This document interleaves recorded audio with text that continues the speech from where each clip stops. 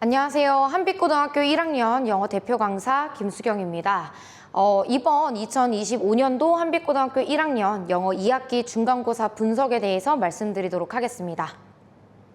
본격적으로 시험에 대해서 말씀드리기에 앞서 이번 저희 재원생들 중 성적 향상된 학생들을 좀 말씀드리고자 합니다. 첫 번째와 두 번째 학생 같은 경우에는 기존에 저와 계속 공부를 했던 재원생인데요. 2학기 이전에 1학기 마지막 시험에서 77.5점 그리고 51점을 받았던 학생인데 저와 여름방학 기간 동안에 부족한 부분을 잘 메꾸고 그리고 영어에 대한 기본기를 많이 향상시킨 결과 이번 시험에서 93점 그리고 79점의 점수를 받을 수 있게 되었습니다.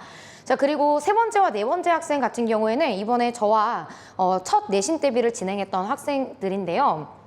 사실 재원 전에는 점수가 33점과 53점으로 비교적 영어에 자신감이 없던 학생들이었습니다.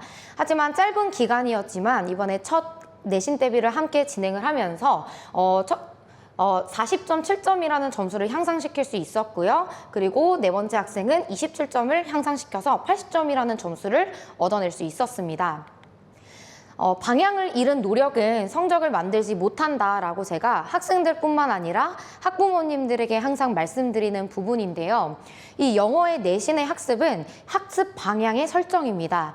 따라서 얼마나 노력을 했는지 또 물론 중요하지만 어떻게 공부를 하는지가 이 영어 내신에 있어서 성적을 향상시키고 그리고 원하는 점수를 낼 수 있는 데까지의 포인트다라고 말씀드리고 싶습니다. 자, 이제 본격적으로 2학기 중간고사 대표 유형에 대해서 설명드리도록 하겠습니다. 첫 번째로는 3번 문제로 출제된 문장 삽입 문제인데요. 일반적으로 문장 삽입 또는 문단 순서 배열과 같은 문제들은 지문에 대한 복습만 어느 정도 잘 된다면 무난하게 맞출 수 있는 문제로 출제가 되는데요. 하지만 이번에는 지문이 조금 변형이 돼서 출제가 되었습니다. 따라서 단순한 지문 암기식 접근이 아니라 글의 구조와 전개를 재구성해서 논리적인 흐름을 재점검해야 하는 유형으로 출제가 되었고요. 그리고 다음으로는 내용 일치 문제인데요. 가장 기본적으로 한빛고등학교에서 킬러 문제다라고 했을 때 좀 어렵게 출제되는 유형 중에 하나이기도 합니다. 보기에 대한 정밀한 해석이 요구되는 문제인데요. 이번 보기에서는 not, never, no, hardly, seldom 등의 이제 부정어구 또는 rather than과 같은 대조 표현들이 등장을 했어요. 따라서 학생들이 이러한 부정어구와 대조 표현들을 정확하게 해석을 할 수 있는지 없는지를 판단하는 문제로 출제가 되었습니다. 하지만 구문 해석 측면에 있어서는 단어나 구문의 구조가 그렇게 크게 어렵지는 않았기 때문에 이런 표현들만 잘 숙지를 하고 꼼꼼하게 해석을 했더라면 무난하게 맞출 수 있는 문제였습니다. 자, 그리고 다음으로는 빈칸 추론 문제인데요. 제가 네모 박스 친 부분은 원문에서 등장하지 않았던 추가되어진 문장입니다. 이 추가되어진 문장 안에 들어갈 문장을 학생들이 선지를 골라내면서 추론해내는 그런 문제로 출제가 되었는데요. 사실은 이 빈칸 앞에 있는 표현을 보면은 The results show that 이라는 표현이 쓰였어요. 즉, 이 문단 그 글의 전체적인 결과에 대해서 물어보는 문제였는데요. 사실 이 글의 주제는 유전자는 환경에 따라 작동하거나 멈춤이라는 주제로 이제 출제가 되었던 문제예요. 그런데 이 빈칸의 선지를 보시면 1번이 정답이었는데요. 적절한 보살핌과 환경은 생물이 유전적 한계를 극복할 수 있게 해준다. 라는 선지로 사실 주제와 같은 내용이죠. 즉 학생들이 뭔가 새로운 문장에서의 그 글의 흐름과 그리고 문맥적인 추론을 하기보다는 기본적으로 이 글에 대한 주제를 잘 알고 있는지 모르고 있는지를 물어보는 문제로 출제가 되었고요. 13번 문제 같은 경우에는 원문에서는 빈칸에 들어갈 내용이 provides a medium for us to develop and exhibit important social virtues라는 문장으로 출제가 되었었어요. 그런데 이번에 정답이 되는 선지 4번을 살펴보자면 미디엄이라는 단어가 민스로 바뀌었고요. 그리고 develop and exhibit이라는 단어가 cultivate and express라는 단어로 바뀌어서 등장을 했고요. 그리고 important라는 표현이 significant라는 표현으로 바꿔서 등장을 했습니다. 글의 전체적인 구조도 같고 의미도 같아요. 다만 단어만 변형을 시킴으로써 유의어 학습의 중요성을 강조하는 문제다라고 말씀드리겠습니다. 자, 그리고 이제 18번 문제는 빈칸 단어 추론 문제인데요. AP에 들어갈 단어를 골라내는 문제였어요. 원문과 마찬가지로 내용은 동일했어요. 내용은 동일했는데 안에 쓰이는 표현도 마찬가지로 약간씩 변형을 줌으로써 학생들이 not just A, it is B라는 표현, 즉 단순히 A가 아니라 B이기도 하다라는 표현을 정확하게 해석할 수 있는지 없는지를 물어보는 문제로 출제가 되었습니다. 사실 학생들이 not only A but also B와 같은 구문은 1학기 기간, 내신 기간 동안에도 충분히 학습을 많이 했기 때문에 어느 정도 이해를 하고 있었을 거예요.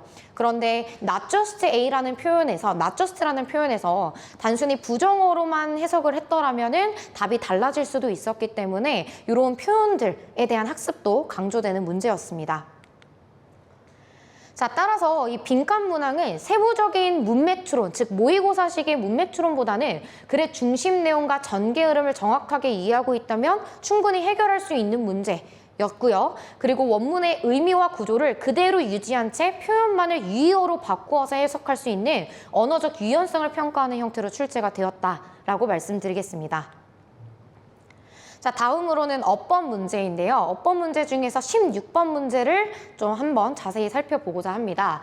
마찬가지로 어법도 원문의 문법 구조가 일부 변형되어서 출제가 되었습니다.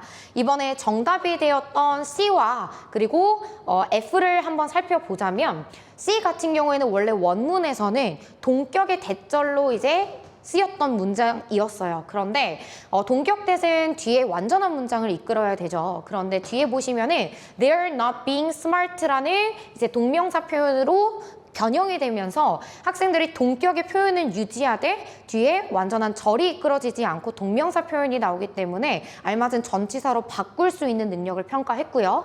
그리고 F와 같은 경우에는 바로 앞에 관계대명사 선행사 child가 있어요. 문장 전체를 해석하지 않았더라면 앞에 있는 child를 선행사로 생각하고 관계대명사 who가 맞다라고 평가할 수 있었겠으나 사실상 여기에서의 선행사는 variable이었기 때문에 위치로 수정을 했었어야 합니다. 따라서 선행사 판단에 따른 이제 관계사의 쓰임을 물어보는 기본 개념으로 변형이 되어서 출제가 되었습니다. 사실은 문법적으로 이제 판단해야 되는 부분이 아직까지는 문장 단위가 아니라 선생님들께서 포인트를 짚어서 주셨기 때문에 학생들이 수업 중에 그리고 내신 대비 기간 중에 이제 반복되는 그러한 출제 포인트들을 짚어서 공부를 했더라면 충분히 해결 가능한 문제로 출제되었다라고 말씀드리겠습니다. 자, 다음으로는 어휘 문제인데요. 어휘 문제도 마찬가지로 상당 어휘가 변형이 되어서 출제가 되었습니다. 좀 더 구체적으로 살펴보자면 tolerance라는 표현이 receptive라는 표현으로 바뀌어서 출제가 되었고요. conflict가 tensions, 긴장감, 그리고 triggered가 activated, reducing이 listening, 그리고 stop이 pause, panic이 terrified라는 표현으로 바꾸어서 출제가 되었어요. 사실 지금 바뀐 단어, 어휘의 난이도는 어렵지는 않았습니다. 하지만 이제 단순히 유의어 학습이기보다는 이 기본 어휘력에 대해서 지속적으로 축적을 해서 학습함이 중요하다는 것을 확인시켜주는 문장으로 출제가 되었습니다. 자, 그 다음으로는 논술형 문제인데요.